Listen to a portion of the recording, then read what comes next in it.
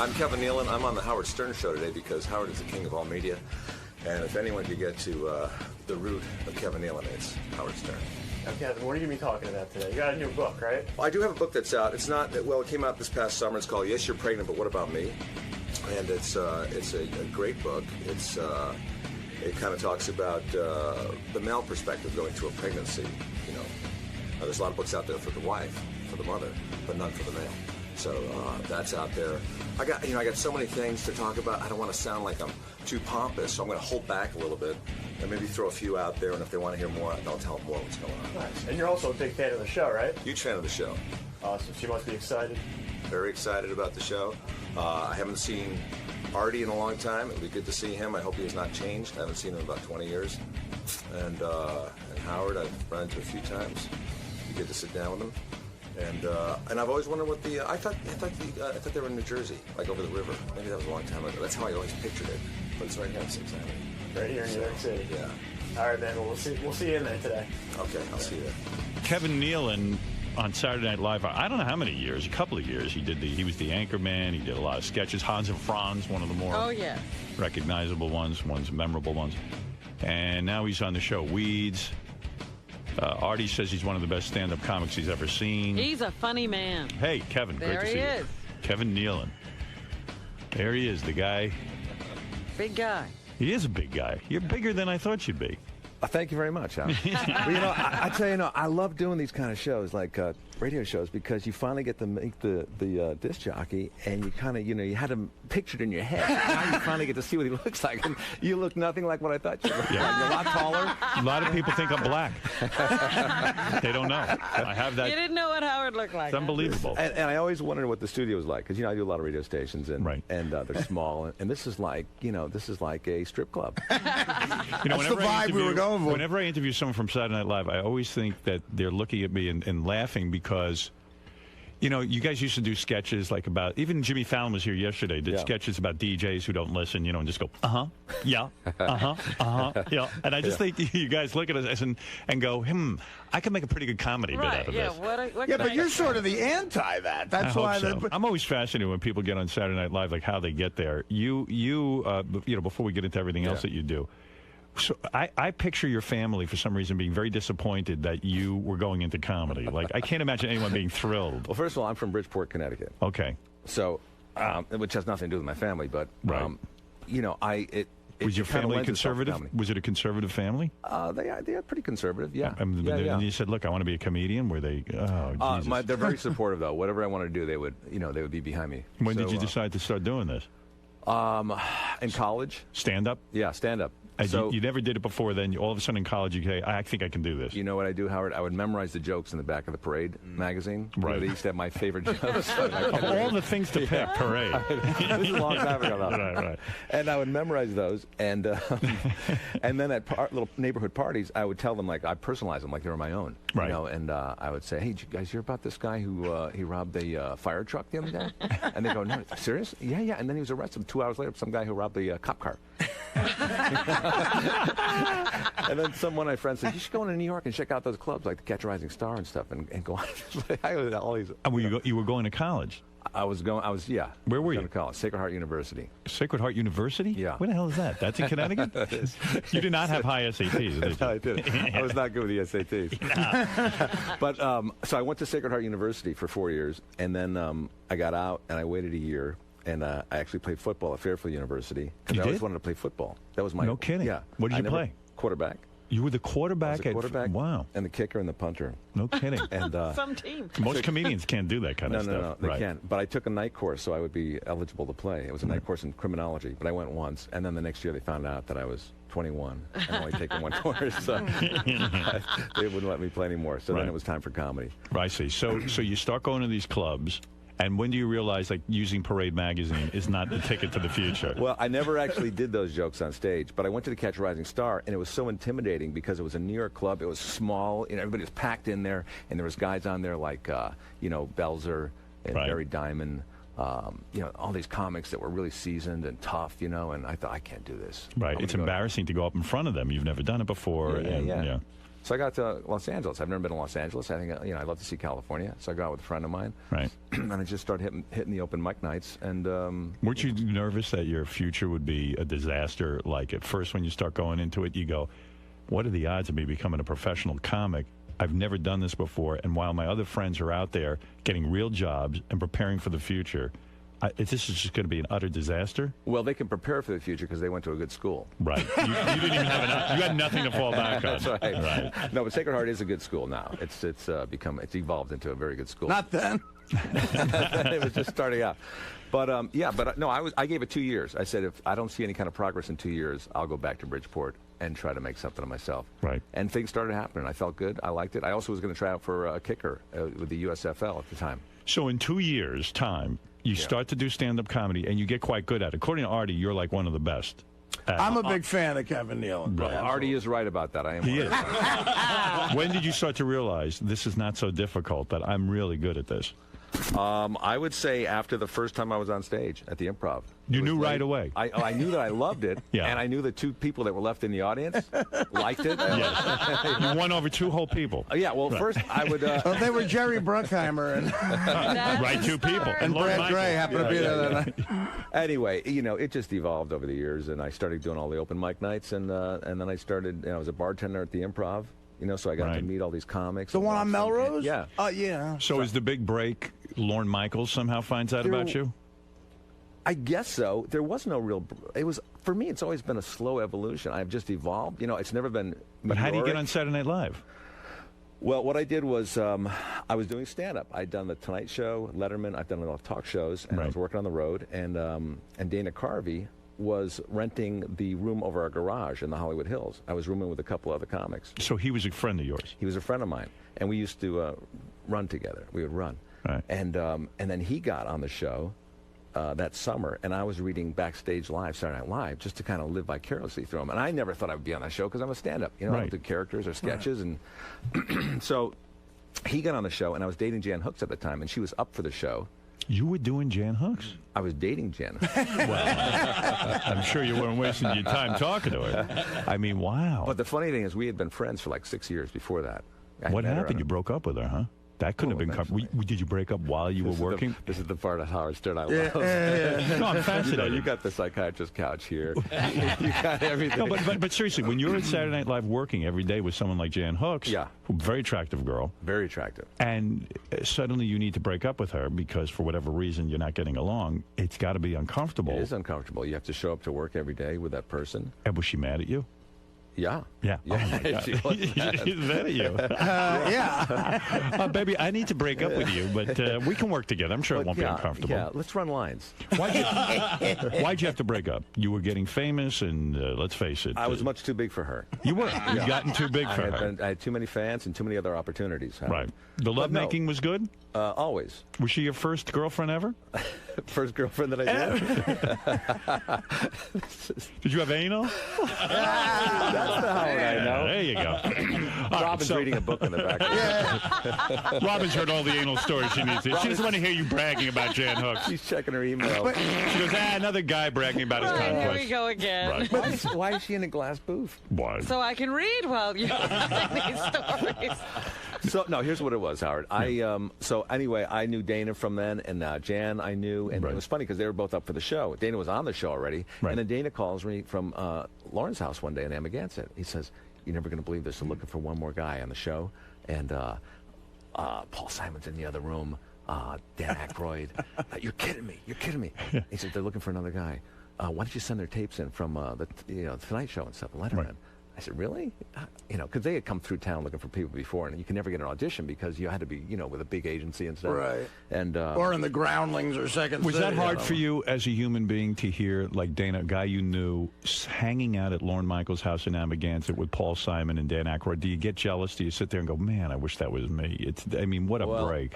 As a human being and as an alien, yes, it was difficult to hear On that. both levels. Both levels. But you... I couldn't believe... I wasn't jealous. I was excited for Dana. Really? I can't can't be that loving and giving toward other people. I would just kill myself if one of my friends was on Saturday Night Live and I couldn't be on it. But some people are. I've only met Dana Carvey a couple times, but he seems to be like the nicest guy in the world. Well, yeah, he's the kind of guy you root for. What a good guy to call. You know, a lot of guys would say, "Hey, fuck you, I'm not going to help you." He said, "Hey, I'm going to call you from Lauren's house and let you in on this opportunity." Yeah, that was very nice of him. Right, but I think there was probably a couple other guys too he called too. To be fair, of course, you know, he called just everyone. wasn't just handed to me. Right. So I sent in my tapes, and then he calls me like a week later. I didn't think anything would come of it because I'm a stand-up. You know, I don't do characters or I'm not a sketch guy. So he calls me, and goes, "I think they liked your tape. By the way, Steve Martin's in the other room." Are you kidding me? Boy, what goes on at Lauren's house in Amagansett? Steve Martin's there, Chevy Chase is there. He's the original guy to have like the white parties and stuff like that. Well, meanwhile, Dana was probably calling from his own apartment. Right. You're not gonna believe who's here. Yeah, because he's doing impressions of Yeah, all of right. I'm a wild and crazy guy. Hey, that's Steve. I gotta go. So you are accepted from this tape. What, they fly out for First some of all, sort I'm of audition? excited. Now I'm getting excited. I'm thinking, well, maybe this can happen. Right. You know, well, I'll just fly in, I'll humor them, and I'll go in, and it's a big break. So I fly in, and of course, you know, like this business, you think it's just going to be you and a couple other people. Right. And you get on the plane, like everybody's going to New York to audition. The pilot comes out. Hey, you think this is funny? You know, the pilot's audition. I'll be auditioning later for Saturday Night Live. So I, the pilot. so I get there, and you know, we all audition. We go to Studio 8 each. You mean they line you up in a group? You wait outside, and they call you one at a time. And they have the camera set up, and all the cast that's on, you know, that's been selected already, is sitting there watching you too. And Lauren is there. And What pressure. Wow. So so like Dana was part of the group of people who watched you. it was Dana, Dennis Miller, John Lovitz. Did you recognize any of the other auditioners as famous people? Yeah, You did. They Well, were- not famous, but I knew them from the Groundlings, you know, and places like Were that. you nervous? You know what? I was not nervous because I knew I would never get it. I knew I would never get it. There was freedom in that. Yeah, it was freedom. And I thought, and I was just there just to kind of like experience it. Any of the guys you auditioned with who didn't get the job, did any of them go on to become famous outside of, you know, not being on Saturday Night Live? Did any of them go on to a big career? George W. Bush. Bush was auditioning and became the president of the United States, first governor and then president. Wow. I don't recall. You don't recall. I don't remember. Because that'd be anybody. interesting to me. I did go out on auditions, though, where I was up against Steve Carell. Oh, no kidding. Yeah, I get a similar things. type of guy, you know. Yeah. And you so you do this audition and you do your stand up in front of Lauren and all these guys. Yeah. And suddenly what? They call you up and they tap you for this job. Is this interesting to you? To me, it's fascinating. It is? Is it not, Robin? Robin? It's good, yeah. I want to know how he got on Saturday Night Live. You were reading the paper back then. You want me to poll my audience? If they say it's not interesting, you just leave. You just go. You know what I'm interested in about the tape that he sent in? I was at, like, Norm and Spade, they all really are big fans of Kevin, too. Right. And I've never seen it before, but Norm was telling me, did you ever do the Tonight Show with Johnny Carson? Yeah. Well, Norm was telling me once that Kevin did probably one of the best spots, like, in the history of the Tonight Show as a comedian. Right. And he just said it was so impressive. And again, I've never seen it, but it was the kind of impressive to where you go, wow, this guy is going to be something. And it's so hard to send in a tape and get people to react over that. Was that on the tape? Do you know what I'm talking about? Yeah, I do. I think that was on the tape. Right. I did a thing called Choices, you know, you did when you was a kid. You know, would you rather do this or do that? Now I think there's a game out about it. But, yeah, so I did... and that went over big. It went over big. Yeah. And I was always trying to get on the Tonight Show. That's what comics do when they Right, first start sure, out. yeah. With Carson, too. And never had I been so nervous about auditioning for a show. I mean, I had Yeah. sweat running down the back of my legs. You ever get that? Yeah. Yes. Right now I have It's it. never been that bad. Well, Artie has that a lot. He has a condition, but... so you said this was for the Tonight Show. That was like that was crazy. That made you nervous. That was nerve-wracking. I forgot my line by, you know, walking out to the spot. You know, Especially when you used to hear these legendary stories where if a comic goes on the Tonight Show and Johnny lets you sit on the couch, you become an instant millionaire. Like suddenly you're huge and your career is that doesn't Things happen, take though, right? off, huh? Like suddenly it was like not you're a millionaire, but you know. it doesn't happen. But I did bump an actress on there, and I started dating her like 6 months after that. So I got Really? something out of it. Excellent. So at least something good came came out of it, Everybody yeah. has a good story about being on the like David Brenner. You talk to him, he goes, I went on the Tonight Show, and the next thing I knew, I was a millionaire. I mean, how'd that happen? What do you mean? But that you were really nervous for because that's something you should be doing as stand-up on the Tonight Show. That, you know, yeah, if you do the Tonight Show with Johnny Carson, that validates you as a stand-up. But now, so yeah. anyway, getting back to Saturday Night Live, Yeah. I auditioned. They liked it.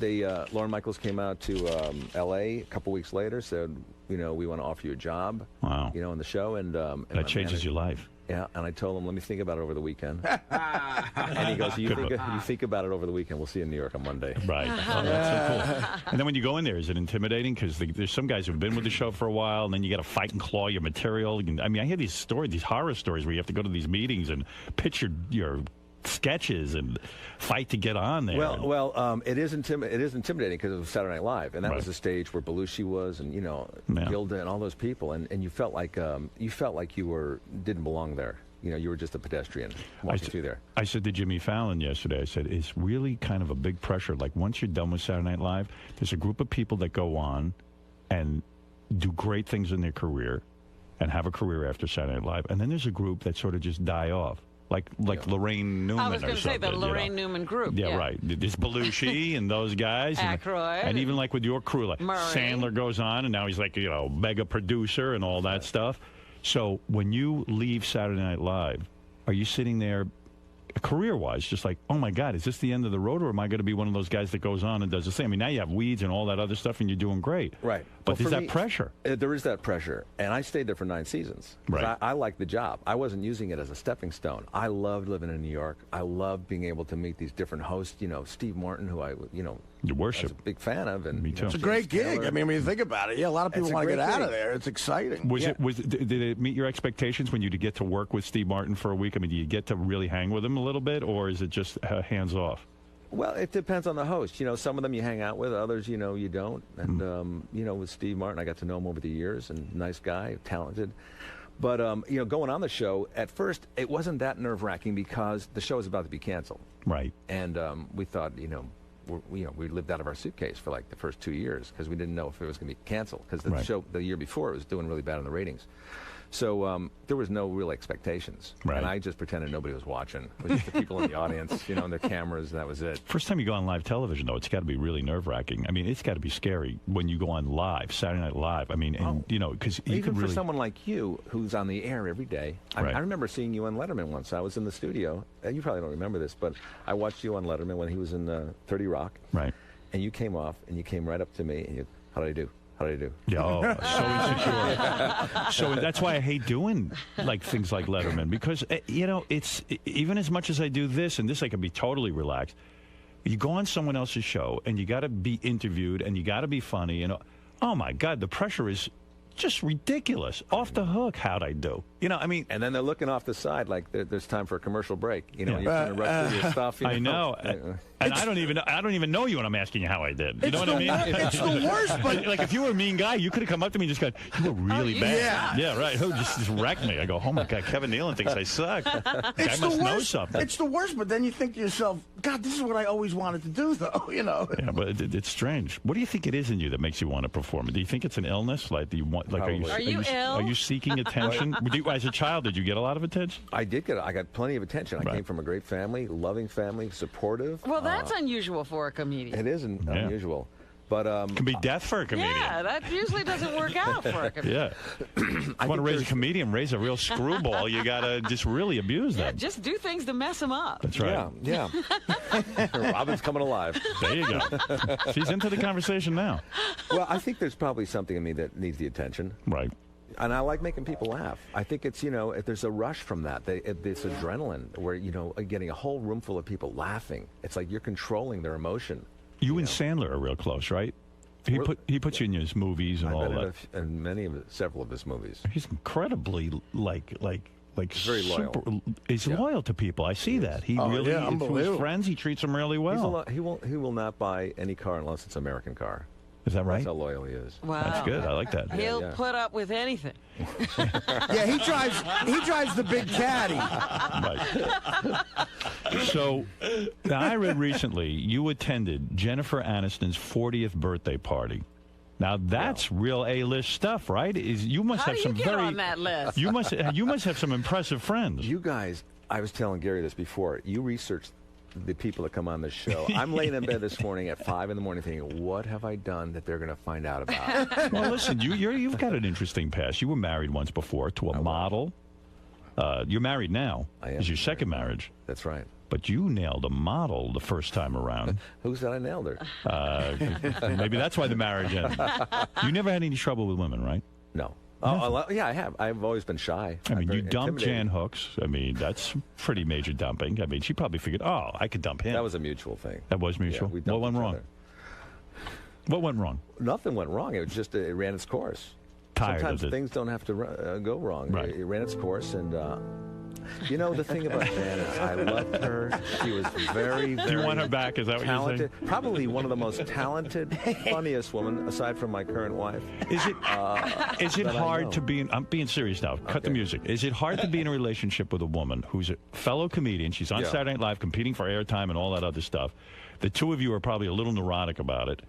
Isn't it hard to be in a relationship with somebody who's in the same show business sort of venue as you, and you're both comedians? It's got to be difficult. Hey, listen, I think it's hard to be in a relationship with anybody. Let's say you were dating Robin. Right. I'm not saying you Which I haven't. am. You are. Yes. Yeah. I mean, if you guys broke up, you would have to look at her every day. And, Yeah. you know, and get those darts coming at you. Right. So, yeah, it was difficult for a while. Right. And then we started seeing other people, and it became less... And it was rumored that Phil Hartman was dating Jan Hooks for a while. Really? Yes. I didn't know that. Yes, you do. I swear you know to God. everyone. Isn't it true you put a tracking device on Jan Hooks? I read that. You read that. Like Somebody Michael told you. Strahan. You used I to, just saw that on the paper. That's right. I What did happened not know when you? that. But what happened when Are you you and the serious yeah, about that? that's what I heard. There was a rumor. I don't even know So how we it's know true. It is true. that. Rumor is true. Rumor yes. is true. Yeah, right. Until proven not. I don't know what Phil did. You really didn't know that? No, I didn't. Wow. Yeah. No, but I'm happy for her if she did. I could be wrong. It would Yeah. just be awkward. That's all. Just keep dating Saturday Night Live guys. So you you're on Weeds now. This is Yeah. good. Yeah. This is a good job for you. It's a very good job, because here's the thing, Howard. When I finished Saturday Night Live, it's like you said, where do you go after that? That's right. You know? Why did you leave Saturday Night Live? I left because I had a pilot. Oh. It was called Champs. It was the first Spielberg DreamWorks show, and Gary David Goldberg, who did Family Ties, and, you know, But you loved your Spin Saturday Night Live job, but you said, hey, maybe it's time. 9 years. It's I enough. loved it, but you know what? I had had enough of it. Right. You know what? I was going out to do sketches. I had food in my mouth still from the craft service table. That's how unnervous I was about You it. got comfortable with Got it. too Yeah, I was comfortable. too comfortable. Are I you was- still close to Lorne Michaels? Yeah, I don't see him that much, but I You talk don't? to him maybe once a year. You I do? run into him. Yeah. You run into him, you talk. Yeah. It's a good idea to stay in touch with him. He Yeah, seems to I have a lot like him. going on. I like Lorne. Okay. Yeah. Were you upset that he gave Jimmy Fallon the job to replace Conan? Didn't you think you deserved that job? Isn't it true that you've been secretly going around saying that you're a more accomplished stand-up and that you could handle the job better? Yes, He's been whispering that. I thought he Yeah. made a big mistake. Did you Yeah. think? No. Did you ever think about hosting one of these talk shows? Well, you know, the funny thing is, and I'm trying to recall if this is actually true or not, because you forget things after a while. But when Conan was taking over for Letterman, I think he might have asked if I was interested. I'm not sure. I can't Wow. remember, but I was not interested. No. I didn't want to interview other people, you know? I know. Look at me. And I didn't want to be stuck in a studio every day. And I know how hard that job is. I know how hard it is what you do. It is hard. You've gotta- It's hard. Jimmy Fallon's describing this new schedule of his. To me, it sounds like a nightmare. It's a nightmare. He He's has in there no 8 in idea the what he's- morning writing jokes, and he doesn't get out till 8 o'clock at night. It sounds like I know it. At first, especially the first couple of years. a lot of pressure, right? A lot of pressure. So I'm good. I'm doing Weeds now. But coming off of Saturday Night Live, I thought, will I ever do anything else again that will pass this? Right. And I had a couple of sitcoms, didn't work. You did Hiller and Diller with Richard Lewis, right? Thank that was you. on the air. Yep. Yeah. Oh, my Thank God. You had to bring that up? Well, he brought it up. What are you talking about? Well, Richard Lewis, by the way, one of the funniest guys I've worked with. He's great. I mean, neurotic, yeah, but Right. very funny. Like, he would call me, and I used to watch him do stand-up in the Improv when I was bartending, and he was one of the funny. Packed him in. Amazing hilarious. stand-up. Yeah. So I got to work with him, and then he would start to call me, at home, and talk about the show and the lines. And, he would get a laugh. If I laughed at something he said on the phone, boom, he would hang up. Because that's how you wanted to go out. You wanted to go out on a laugh. Yeah, ending on a laugh. And I finished laughing. I started talking. So anyway, Richard, I think that hello. Yeah, I talked to Richard about that. That was a weird affect. He used to call people, and he tried it with me. I said, never call me again. He would hang up in the middle of the call. I didn't realize he was going out on a laugh. I wasn't laughing at all. But, I I love say, just Richard. never laugh. See if he doesn't get off the phone. Actually, Richard just called me recently and left me a really really nice message about something, and didn't didn't do anything weird, didn't hang up, didn't do any of that kind of strange stuff. Yeah, You know? In fact, stayed on too long, as a matter of fact. But you know, I So work with. I think he's less He's got neurotic. to find a happy Well, he's married medium. now, so Yeah, he's a little that's more right. normal. Yeah. I worked with Kevin once. We did the Norm episode of the Norm Show together, and I got the idea that you're comfortably laid back. You don't have to have everything going on. You don't have to be busy all the time. Right, right. Does right. Weeds pay okay? Which is nice. Weeds is on what network? The Weeds is on Showtime. Showtime. So They that don't answers pay. your question right. there. Now, what are we going to do So about that? why are we doing this show? Yeah, why are we doing Weeds? Well, first of all, you guys aren't doing it. Right. I'm the one doing it. Good point.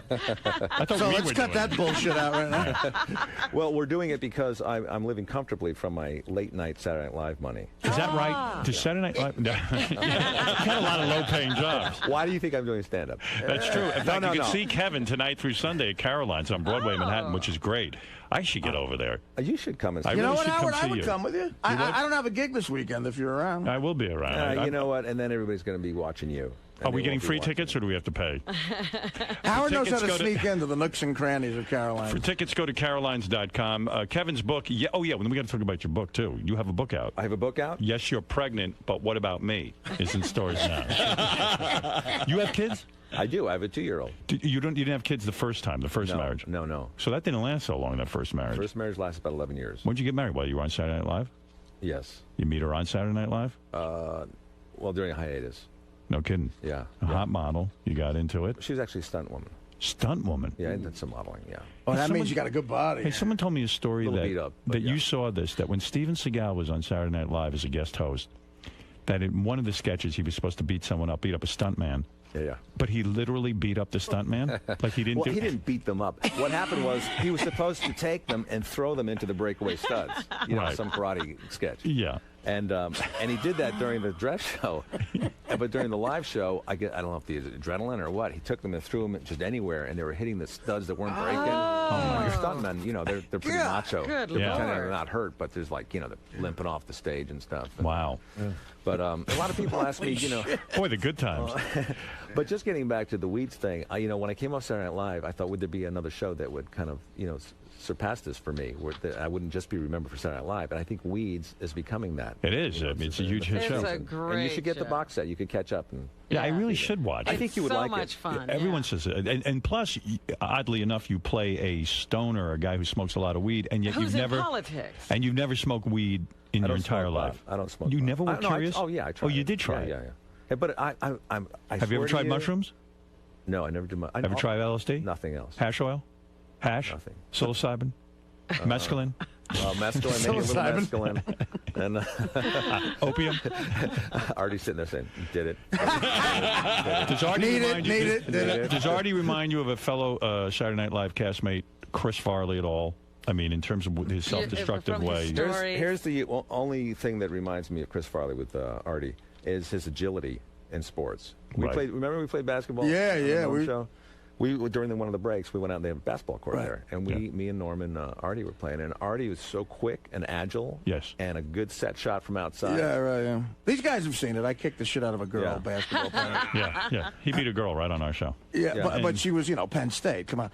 But no, I remember that. Yeah, the Warner Brothers lot was the coolest place because But you is go out and Artie like beat going- George Clooney in basketball. Is Artie going down the same path as Chris Farley? From listening to your show, I thought he might be. Yes. But then when I got here, he came into the green room there, and I Yep. thought, wow, Artie's looking good. there you go. He lost He's some alive. weight. He Yeah. shaved the beard. Yeah, Farley was an amazing athlete, right? He was He was good. maybe like an all-state football player. I think Really? he wrestled, and he What's this? When you go to Jennifer Aniston's 40th birthday party? He tried to get off No, that I subject. want to know something. Wait a second. Yeah. Okay. Well, if Is it Kevin had said, Adam- I think Artie's going to die tomorrow, he would have stayed there, but there was nothing Yeah, there. it was kind of like, hey, you're not like Chris He's Farley. rethinking that answer. I thought you were like Chris Farley. So wait a second. I don't give a fuck What if is he's it- got a good what- set shot. What is your connection to Jennifer Aniston that you even get to go to the party? Was she a guest host? Well, Howard, you have to understand, I'm a very popular person. You know a lot of people out in L.A. I know a lot of You live in L.A. live in and Los Angeles. You're accepted by that community. Accepted. They know you're going to come to the party and behave yourself. No, They- I've never been invited to those types of parties before, to be honest with you. Yeah. I did the Ellen show about a month ago. Ellen DeGeneres. Ellen DeGeneres. Go ahead. She invited me to her and Portia's birthday party. Oh. I went there. And I ran into Jennifer Aniston there, and she invited me to her party. Is that exciting to be in with this in crowd? I would imagine to meet these famous people is wonderful. You meet them all the time. They shun me. They shun me. They shun me. But isn't that interesting that he has to be it's first like Ellen is like the gatekeeper. She Jennifer approves thought you. Kevin was in because she's at Ellen's. Once you're at Ellen's and they see you behave yourself. No. Everywhere. First of all, It's a test. I've known Jennifer for a long time. Okay. When I did Saturday Night Live, I used to live in the Upper West Side. Right. And I would go over to this hamburger place on Columbus and 85th, I think it was, Jackson Hole. Right. And I would sit in there and I would see this really hot hostess working there. Mm-hmm. And I thought, wow, she is cute. And sometimes I wasn't even hungry. I'd go there just to look at her. And just to look at her. And that was Jennifer Aniston. This is before Friends. Right. And so I go out to California and I'm working on this show called The Edge, which she was on. Oh, the sketch show. Yeah. Right. And my friend had created that show, and so he had me on an episode, and I kind of met her there. And so I've known her from that, and I've kind of seen her over the years, a little bit here. Some ass on her, huh? I guess. Right. I think if you go into a crappy hamburger joint, you got to you're into it. Howard is It was very good, yeah. So that's how I got invited to her. All right, her so you party. get to go to the party, and now I imagine this is a big deal. This is a big deal party. Let me tell you who was there. Even for me, I know who was there. Oprah Winfrey. Oprah Winfrey. Wow. She left before I got there. Nice ass. You kidding? I came in late. Why did you come in late? You were trying to show. I had a gig. What kind of gig would keep Stand-up. you? Really? That was more important. I booked it already. All right. So But I Oprah came Winfrey, late. you missed. Yeah. Did you see Sheryl Crow? Yes. Did you see Courtney Cox? Yes. Tom Hanks was there. Did you know that? I know Tom Hanks. I've seen him. You know him Yeah, personally. I know him. And Tobey Maguire, Spider-Man himself, was there. Yes. And what do these people do? They sit around, like it's at her house, Is this right? a fun party? Do you look around her house trying to see what the hell's going on? Well, first of all, I'm always impressed by the homes of these celebrities. They're big homes. They're big, spacious homes. They're beautiful and they're anointed. Right. They're, they have interior decorators that come in and do it right. Yeah, it's something to see. Yeah.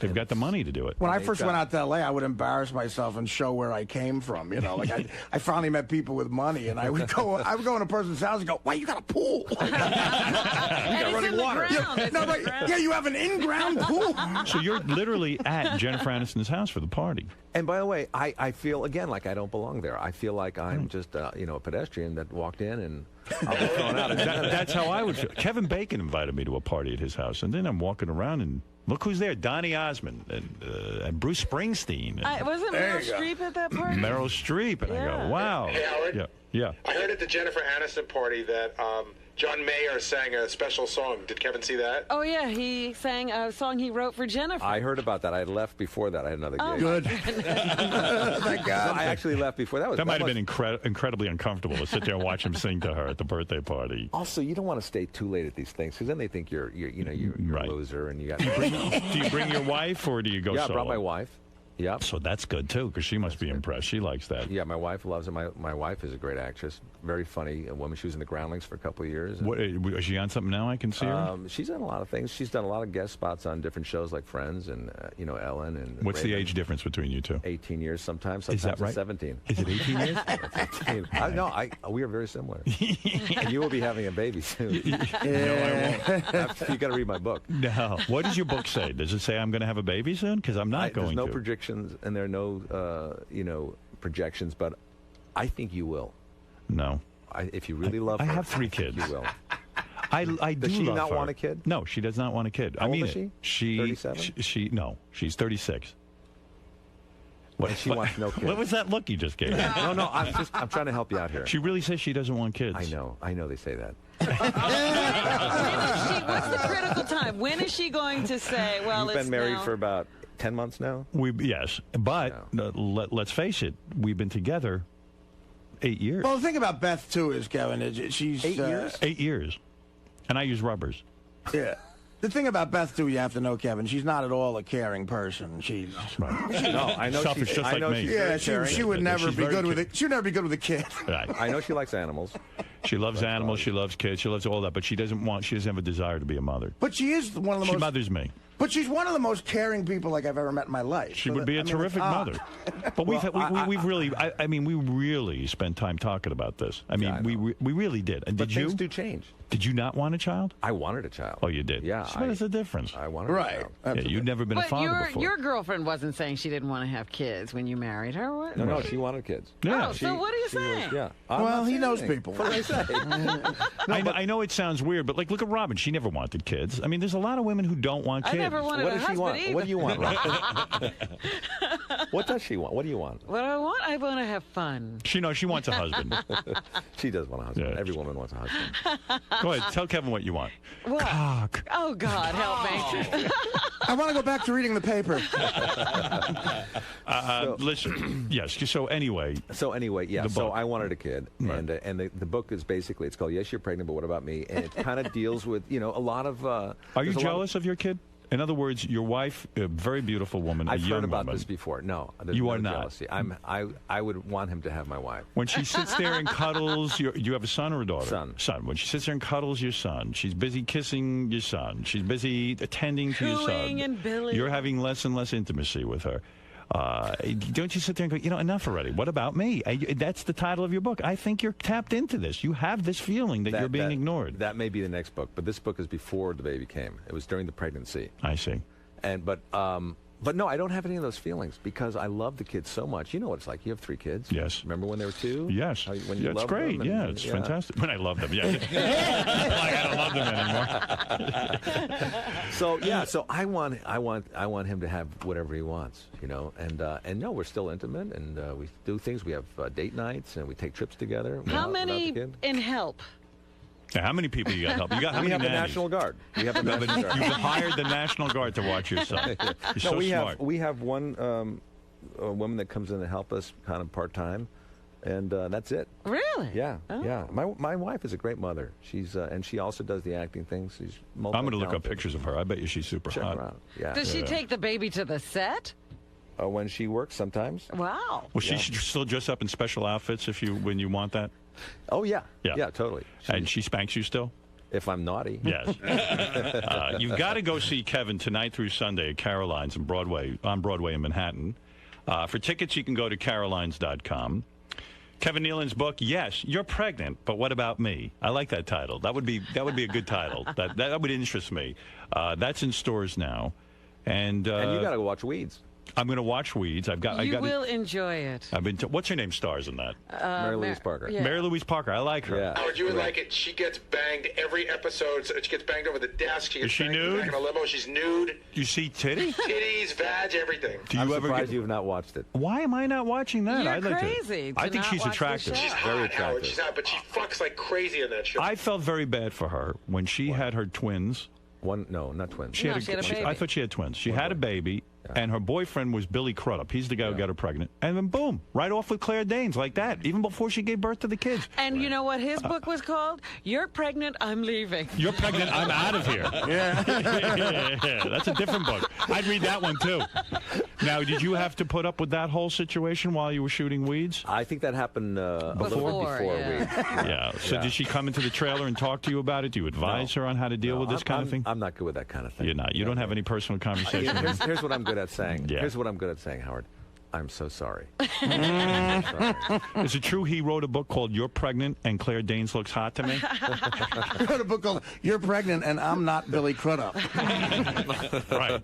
No, but yeah, she's a great But she's actress. doing okay with that Oh, emotionally? she's great. Yeah, she's great. She's a strong woman and a great actress. Is she doing anyone on the set? Is she involved? I know you do of. not know. All right. Maybe Okay. Phil Hartman. I don't know. It could be. You never know. No. Listen, Let me tell you something. let me tell you something. I always wanted to do you on Saturday Night Live. What happened? But then Michael McKean came on and he did you. Yeah, he did Yeah. pretty funny to me. Yeah, and I'm not a great impressionist, but And- all I could do was this. Let me tell you something. And Adam Sandler did Baba Booey. That's right. if That's you right. remember. That's right. Yeah, that's Hey, what's her name again? Mary Louise Parker. She was dating, and I think maybe almost engaged to the black guy that was on Weeds. For Really? Weeds, right? Really? what? Were they? Weren't they a couple? relationship No. together? No. You sure? Look, I didn't you're hear asking the that. wrong guy. Apparently, I don't know anything that's going on. You didn't know she on was the in an show. interracial. On the show, On the she show, was. she's with him. Yeah, all the news is coming in now. Baba Booey. no, you know. that's On the something show, else. she's seeing him. Like a part Right, of no, the but I thought character. she was. I got it wrong. Here's a picture of Kevin's wife, by the way. All right, let me see this. Her name is Susan Yeagley. Susan Yeagley. Very talented. Very Oh, funny. she is talented. Yeah. Oh, my. Yes. No work Very done. attractive. No work? No work at all. Boy, she is attractive. Yeah. What a body. And this is before the baby, or Make me an offer. is it? 500,000 That right is, now. let me take a look at that. Look at that.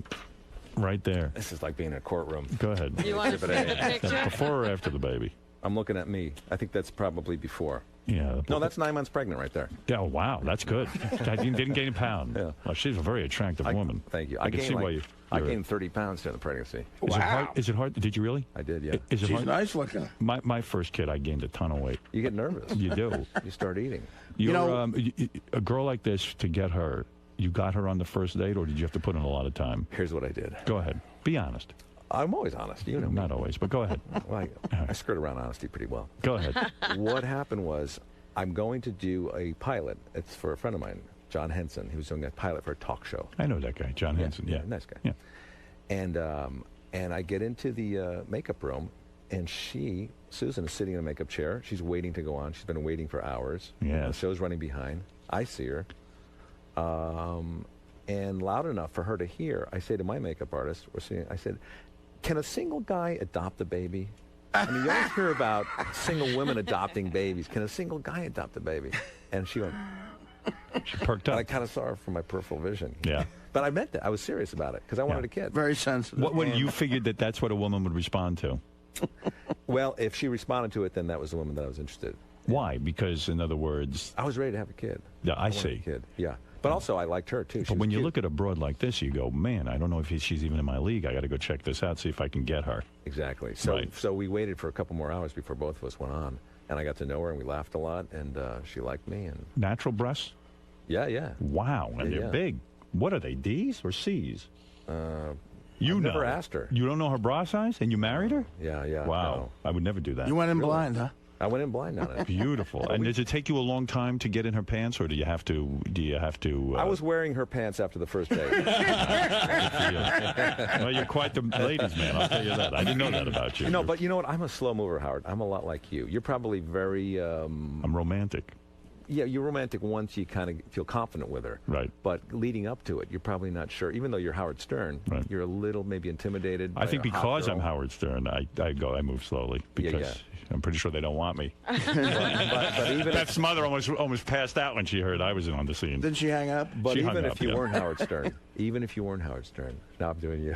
No, even if you weren't Howard Stern, you would act slowly, but then once you got her, you would romanticize her, and Yes. you would be in her pants. All right. Well, listen, I'm proud of you. You're doing very well. Kevin Nealon, you got to go see him at Caroline's, Broadway, Manhattan. You got to read the book.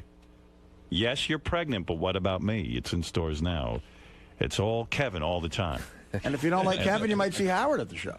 That's right. You'll never come. No, I might come. I don't know. I got to see what's going on. I think you'll find me funny. According to Artie, I will find you funny. Yes. There's no doubt. All right. Hey, Kevin, thanks for coming on Thank the show. you, Howard. It's a pleasure to speak to you. It was exciting. Kevin, how'd it go, man? I don't know. I think it went all right. I think it went well too. Yeah. I mean, he was very inquisitive, as I knew he would be. Wasn't that painful? It's actually kind of fun. Yeah, well, no tough questions, right? Not yet. They get you on the second time. The second time They have you around, he back, was feeling you out, right? Yeah, I still, treading lightly. Don't completely trust getting there, though. So don't do anything stupid between now and next time. Don't give him any ammo. No fodder. Yeah. Yeah. So you had a good time today? That was a great time. It was good to see, Artie and Gary and everybody. And Howard is very congenial, very nice, and I will continue to be a fan, a listener. Awesome. All right, man. Thanks for stopping Thank by. you.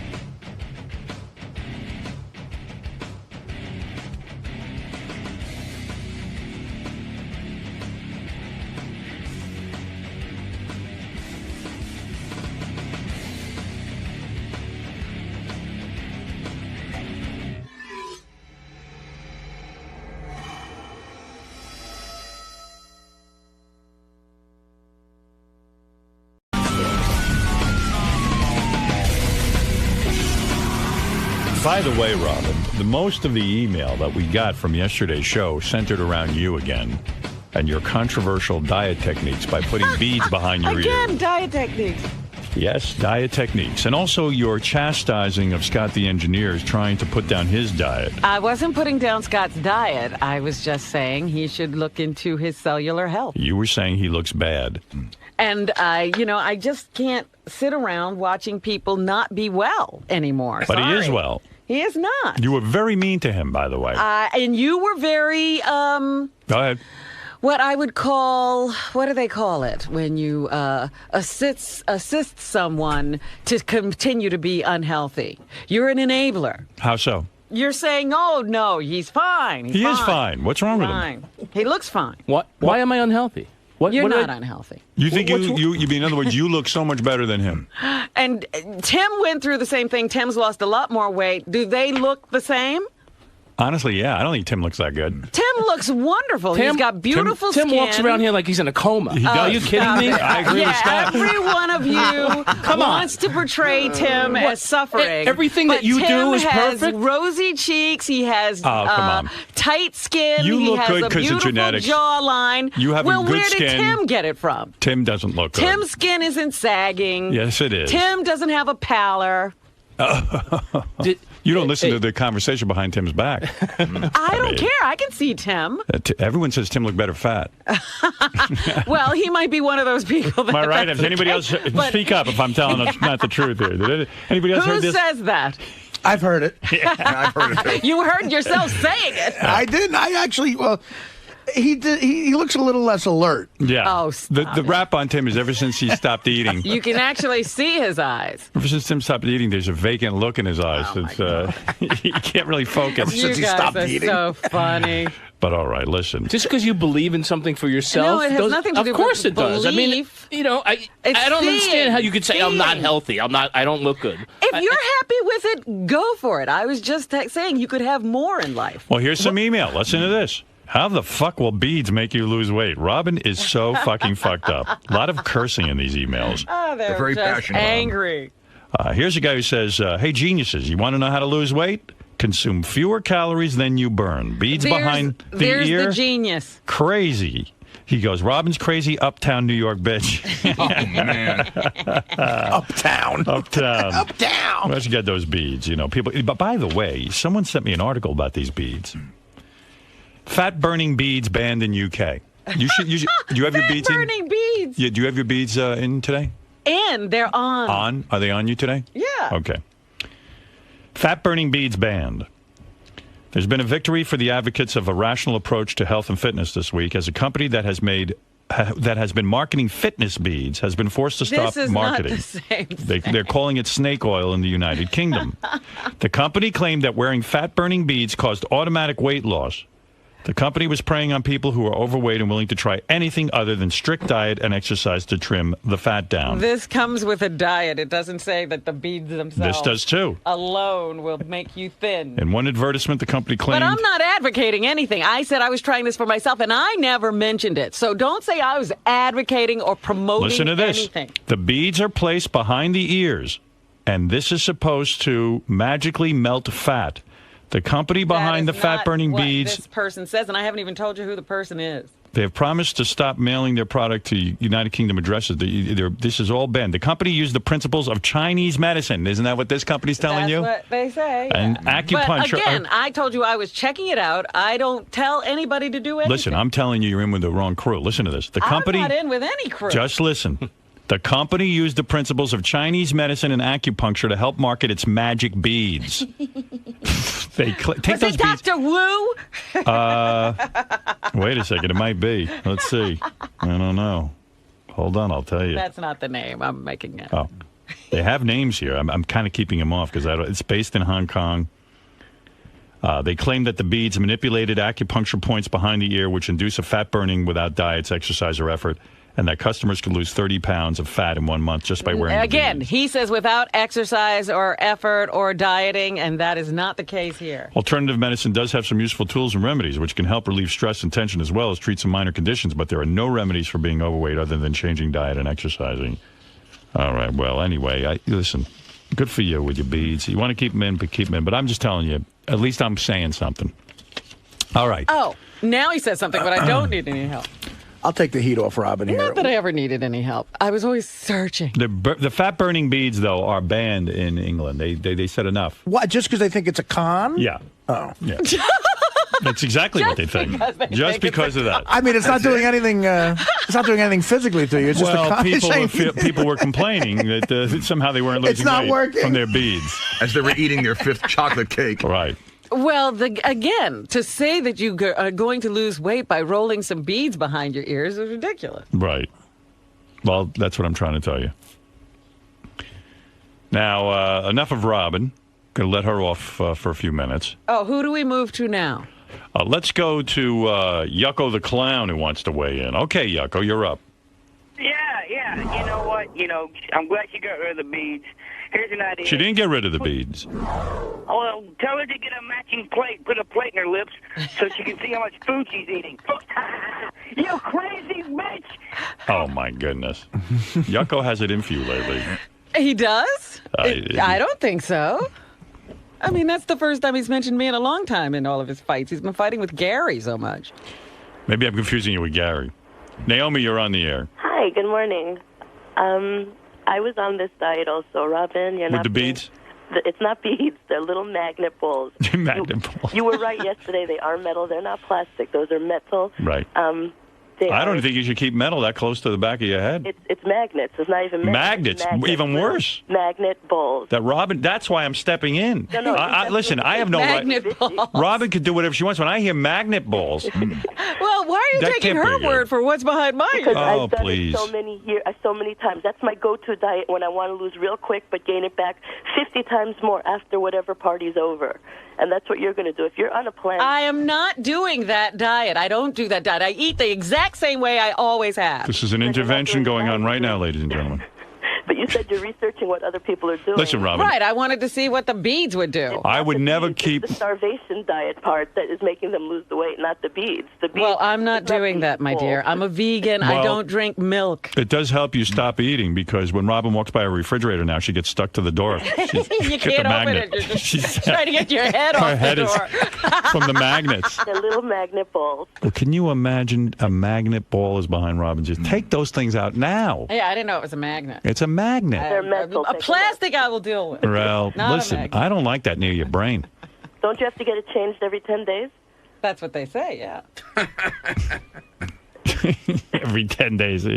Because the magical powers of the magnets will... They lose their power after 10 days. Right.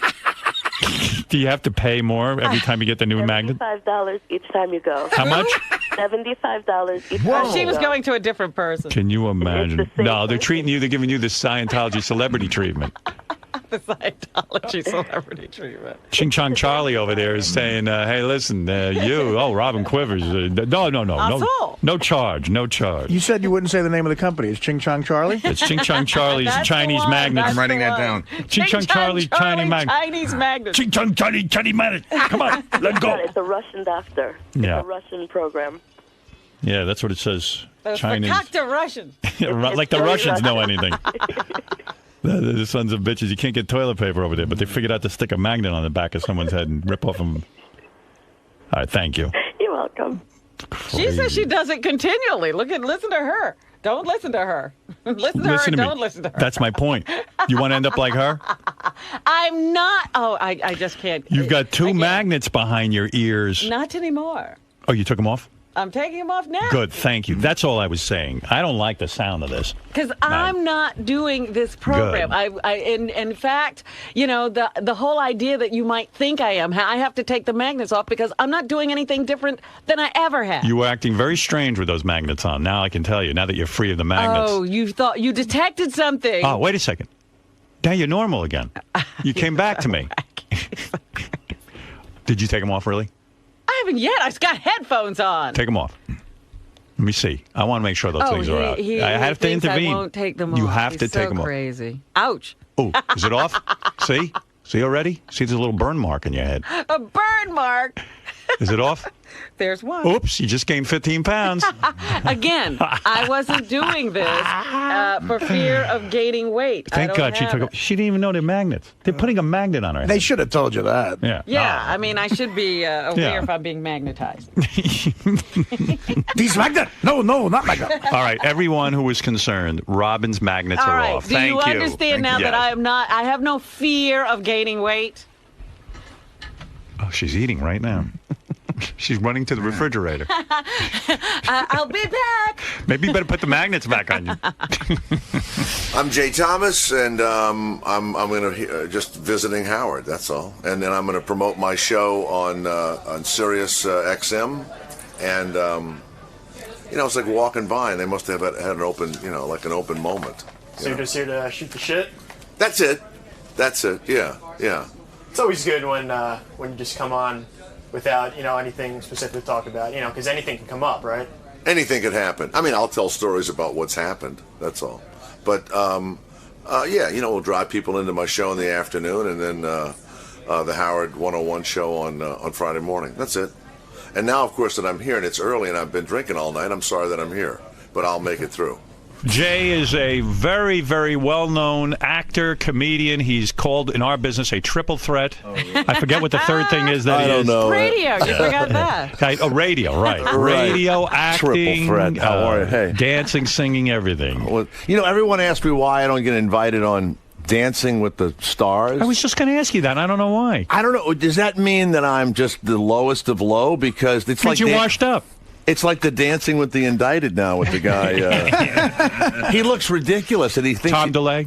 He looks ridiculous. Did you see what the little Village People vest he has on? So the reality shows. I'm shocked that you actually watch the show. Of course he watches it. You know what? For the radio show, I watch all kind of horrifying crap. Because you have to comment on pop culture. But my wife watches. It's like Robin had to put magnets behind her head because she comments on these things. Yeah. Clean House. And she watches the stuff where they clean people's houses. Yeah, the people who clean up the clutter and the crap.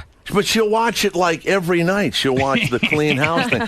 And you want to really comment and say, she used to watch Who's the Boss. So now we've actually, gone up from that. Hasn't this hurt she likes those cleaning shows. Hasn't all of this, the way television has changed, hurt your career in a sense? It used to be sitcoms, acting work, which you're very good at. And you were on many sitcoms. You were on Mork and Mindy. You were on Cheers. Well, it killed the sitcom. It killed it, right? You know where the sitcoms are? They're on the Disney Channel. So what are you going to do now? There's less work, right? I mean, you want to act still, but where does an actor go? It's all reality show. Like you say, you'll have to go on Dancing with the Stars very soon. The other thing is there's independent movies, so there's hardly any money going on there. It's just an odd time. I don't know what's going to ever happen, but this movie Big Fan? No. With Patton Oswalt. It's the Giant Fan thing, yeah. The guy who wrote The Wrestler. They made the whole movie for $300,000. The whole movie. So that's terrible news. Nobody's news. getting paid even. Nobody's getting paid. Right, nobody's getting paid. There was a time when you did, even Mork and Mindy, you got a lot of money for that. You quit your radio job. You went off to do Mork and Mindy. There was big money in television. Right, ridiculous. They would start you like $10,000 a week, like starting salary. You would get that. Was that what was happening on Mork and Mindy when you went out there? You know what? I went out there and you were making good money in radio. You were on WXLO. I was. So I go out there and I make a deal for like $10,000 a week or whatever, and it was huge money. And we're having a big time and all. And so when they want to fire you out there. They don't fire you. They cut your salary and lower your the shows you do. So I didn't have an agent for some reason. I wasn't with Don, and I was in between agents. But I had $10,000 a week. I didn't care. Who cared? And I did the Love Boat. I remember the Love that Boat and all that. So. A guy calls me up and he says, well... when I would hear you were doing the Love Boat, I would tune in because, you were a radio guy. For me, it was mind-blowing to me. Making it. I said, here's a radio guy who got out of radio and he's now on a sitcom. You were my hero. What's her name? Marcia Brady was my love interest. What's her real name? Not Eve Plum, but... the other one. Maureen McCormick, yeah, right. Maureen. Yeah, Maureen McCormick. So they call me up, to go and do an episode of Love Boat. So I go to her house to, learn the lines or whatever. And she comes out with little short shorts and a T-shirt and no bra. And I'm in Hollywood. Look, I'm thinking, man, this is fantastic. Right. So we do lines. And she was cute back then. Yeah, and then you read a book. She was doing doing blow and she was screwing people. Not me. Nobody screwed me. Nobody offered me any you cocaine. missed all of that. I'm doing the wrong lines with her. You mean you went over her house to rehearse your script on Wilshire Boulevard, and she comes out in little short shorts and no and bra. we go over the scenes or whatever, and it was kind of a sad movie. She dies in a television show. She dies in it. In Love Boat? She died in Love Boat. Right. Well, look at the ship's doctor. I think they the guy from screwed. Get Smart. Isn't that sort of an unbelievable plot when you think about all the people dying on cruise ships now? I mean, everyone disappears on these cruise ships. You know what's funny? No one died back then on cruise ships, so they were keeping it quiet. Right? It was sort of like a crystal ball, that show. So I go to the thing and I read with her, and I think we went to dinner or whatever, and so we get back to the set, and then they introduce everybody, and I think that they must have messed up the parts because there was kind of a handsome guy there, and he was playing a sleazy gangster. So they introduce the cast, and they go, playing the beautiful ingenue today will be Robin, and everybody, claps, and you remember our other cast, and then they name the handsome guy plays the sleazy guy, and they go, and playing the handsome architect from Denver, Jay Thomas. I swear to God, everybody paused. Like, what's wrong with the casting And so department? I'm going, Jesus, I think I was supposed to play the sleazy whatever. So I'm the handsome architect. So they have a fan and stuff, and blow on your hair, and you're by the side of the boat, and I don't know. I had to kiss her, and she's crying and she's dying, and I love her, but she's dying, and we run up these stairs, and we go off set, and it's in a dark little room, and you have to stand there until they yell cut. And I never did a thing to the woman. I kiss her, and she runs up the stairs, and I go, wait, and I run up the stairs with her like that, and when I get into the little room, she turns around, and she goes, don't touch me! And I go, I wasn't going to do anything to you. Nothing. She goes, well, don't touch me. I went, and now I'm in a little tiny room, and they haven't yelled cut. I said, I wasn't going to do anything. I'm Nothing. acting.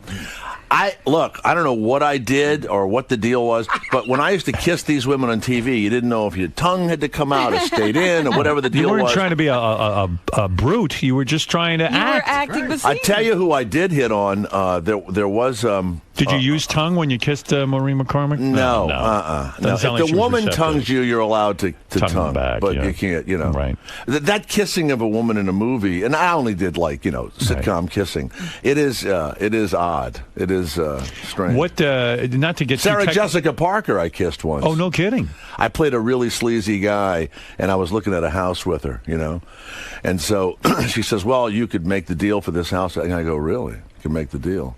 Maybe I could make a really good deal, And I had to grab the back of her head and pull her toward me. pull her in, huh? And I kissed her, and it was one of these dramas, and she looks at me, and I go, yeah, you and I can work together like that. So at lunchtime, I'm trying to talk to her, and she was acting like I was that guy. Oh, my God. And she's dating Robert Downey Jr. at the time. Right. So he comes in, and I go, all these guys are sissies. They're like, I don't want to say, Right. you know what I mean? They're not men's men. They're not. Right. Every time I see Jude Law has knocked up another ticket taker at a at a crosswalk or whatever, I think you could beat Jude Law. You could scare Jude Law. You could just get out of here. Because you're a manly guy. You play sports. You're athletic. I hate those guys. You know what? Right. Why do they screw these little skinny nothing guys? Right. I mean, you're very muscular. I'm very muscular. You're right. No, but I'm serious. I see what you mean. And Sarah Jessica Parker gets confused, I guess, and thinks you're a real bad guy just because you're playing a bad guy. They wouldn't even eat lunch with me. Wow. I don't know. Because you're so manly. Do you think and you're they're used to unattractive? these- I think you're a good-looking guy. You know what? I had that white guy afro back Yeah. then. Yeah, sure. I don't know. I think maybe I'm overbearing. I was overbearing. I think I looked like I was up to something at all times. You look shifty. I look very shifty. Yeah, you do.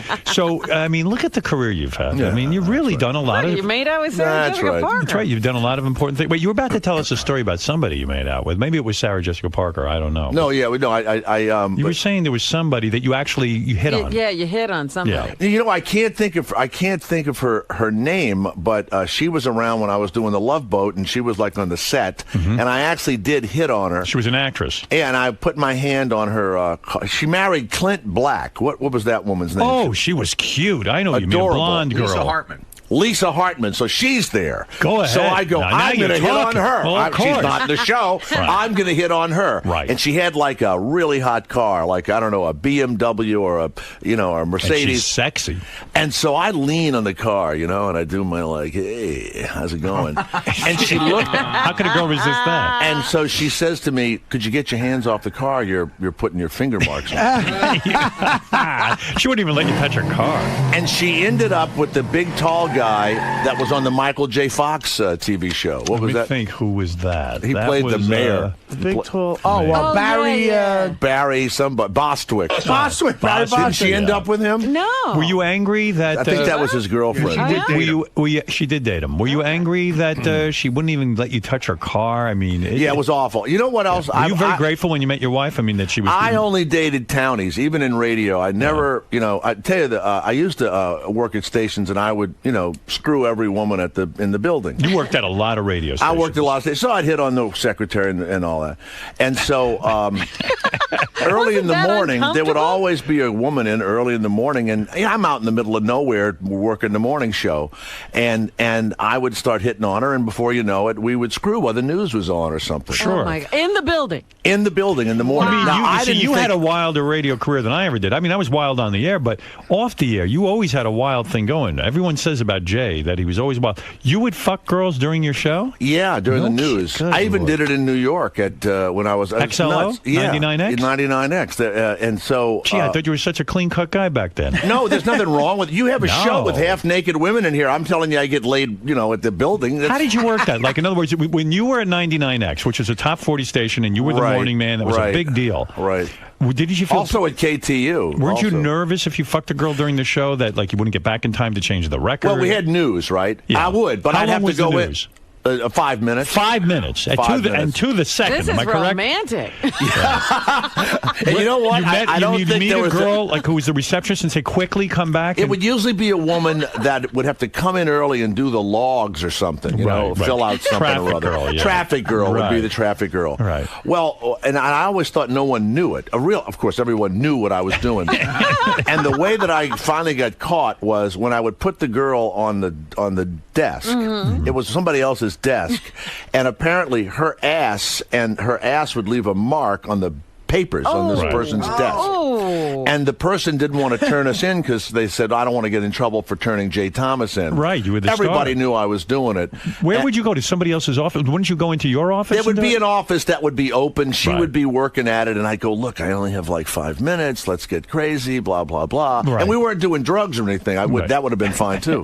But and so you just get on the desk or, you'd have oral sex or whatever. So when I heard you doing these shows, who knows what was going on during the news? You might have been banging somebody. I didn't do it like every day. Right. But it in the happened a lot. Carolinas, I did it a lot. No There was kidding. a lot in the Carolinas. So you had a real radio career. I would have was women come in sequestered. to win tickets, and we'd have sex in my office, and I'd give them tickets to concerts. Good Lord. No Sometimes they'd left their kids out in the lobby. That was always the bad That would one. be strange. Yeah. Boy, how many girls you figured you've had in your lifetime? When I see those numbers, I was a disc jockey, and I would have been like a guy that owned a trucking company if I hadn't been a disc jockey. Yeah. So it was a lot of women, but Wow. not to brag about it. And they always had a good time with me. Right. Yeah? I always had a great time. Yeah, You of had a course. great time. Listen, you're Jay Thomas. Yeah, but after a while, your brain gets a little soft because you don't know why you're having sex anymore. you Well, know? I can imagine, Yeah. I guess that's kind of how people thought I was conducting myself off the air. But, I got married very young. And You I were married the whole time. was married But you the don't whole like to time. go out. I don't. You see, you love going out. See, I went Jay's out very social. and I was drinking last night at a bar, and these two gigantic Korean women there's these Koreans in our building. It looks like I don't know what it looks like. Yeah. But I was going to stay say away from something that. awful. You went out- I was Stay away from going to that. say something awful. You went out drinking in Manhattan. Yeah, and Right. so these. So you're the this- kind of guy, you'll go even by yourself to a bar, right? No, not really. I mean, I'll read a newspaper or a magazine or whatever, but I'm not looking to meet anybody. About a 6'3" ex-Olympic swimmer, Korean swimmer. Right. Found me cute and animated, and the next thing you know is talking to me in the bar and all. And of course, everybody thinks, I did something. But what's funny about being on TV and the radio is it was like having big tits. Right. You walk into a bar, you don't have to hit on anybody. Right. They come to you. And they'll Right. whisper, even if you'd like the slice and dice guy in the middle of the night, he used to get laid. That guy, Ron Popeil. Right. He used to get laid. You remember him? Right. Ron Popeil, who would sell Anybody the that's on TV gets laid. I mean, fame is an amazing thing. It's as long as you're stupid, though. somebody. Because you know what it is? Women trust you. They say, well, he's got a good job. It's like they know you already. Right. So they you seem to got feel you're past safe. a certain barrier. But the combination of fame and blow, that's a big one. The one I love is when they don't know who you are, and then people recognize you, and in about an hour, they're going to lay a guy that they didn't know who he was. That's right. But now other people have recognized him, so I got to get some of this. Right. See, it's amazing. You were very smart in your career because there was a point in time, especially when you were up and coming, that you were single, and you got to take advantage of this fame. And But wasn't it uncomfortable around the state? I mean, were you screwing different girls at the station? Yeah, the worst one was 99X. I think I would go into WXLO in New I would York. go into different offices, and I'd get off the air, and I would go, and each one, they had one woman that spoke in tongues actually, and I don't know what she was ever saying. Were you picky at all? I guess everybody was adorable. We're all young. Everybody was great, but there was a line of offices. There would be the traffic woman, there was the music director, then there would be some sort of assistant, and I would move in and out of the offices. You were a busy bee. You would just move. I was a busy bee. Pollinating every flower. I was a busy bee. I was. Do you think you were a sex addict? I mean, in a way. That's another stupid thing when you see that. What's a sex addict? Well, I didn't used to think that there was something about That's that, but do you think that you were? It wasn't that you were that horny. It wasn't that you were that horny. It was that you felt you had to connect with every single one. No, I didn't. I didn't. I do think that, man. No, you would just connect, and you'd be in the office, and you'd be talking. And but wasn't it embarrassing afterwards because basically you had to see them the next day, and you didn't? Now you're not fucking them anymore. No, but you never took one of these girls out to dinner. Yeah, I would take them out to dinner. Oh. Sure. No, I would have relationships with them for years. Oh. And I'd go to their weddings and stuff. Oh my God. I mean, I was their friend. I was their fuck buddy. I don't know. What do you want to call it? So you're the kind of guy. Yeah, I would describe you as a very social guy. It was available. So you're a social guy, even though you're a morning guy and all that. You will always go out at night. I'll stay out late. Yeah. You will stay out late. I don't know how you do it physically. I didn't want to do. I went out. We stayed out till 2 a.m. last night, and I said, "Jesus, I got to do Howard. This is stupid. Right, but you do it. And then what do you do? You don't care about sleep. You don't get sick a lot from not sleeping? I don't get sleep. No, I don't get sick. You don't get sick because, like for example, Monday night, my wife's out of town, and I get a call. I got a call from. Isn't that in the paper every day now? Yeah, I got a call from Steve Martin. You know who Steve Martin is? You mean the comedian? The comedian. Steve called me up, and I'm friendly with. I've gone to dinner with Steve. Do you know who Steve Martin is? I don't know who you know. You're so busy fucking. So you might have missed him. You were busy with the Love Boat. But he's boring, Steve Martin. No, a terrific guy. But that's not the point. I'm not here to debate the merits of Steve Martin. Yeah. I think Steve is a genius. But so did you and Steve get together? No. So Steve called me up. He says, "Hey, listen, we're going to dinner with Ben Stiller and his wife." He says, "I think Beth's out of town, but would you like to join us?" Now, Jay is a smart guy. He would say, "You know what? Let's go." In fact, they were even eating early, 7 o'clock. 2 seconds, I'd be there. Right? Because why wouldn't you? I said to myself,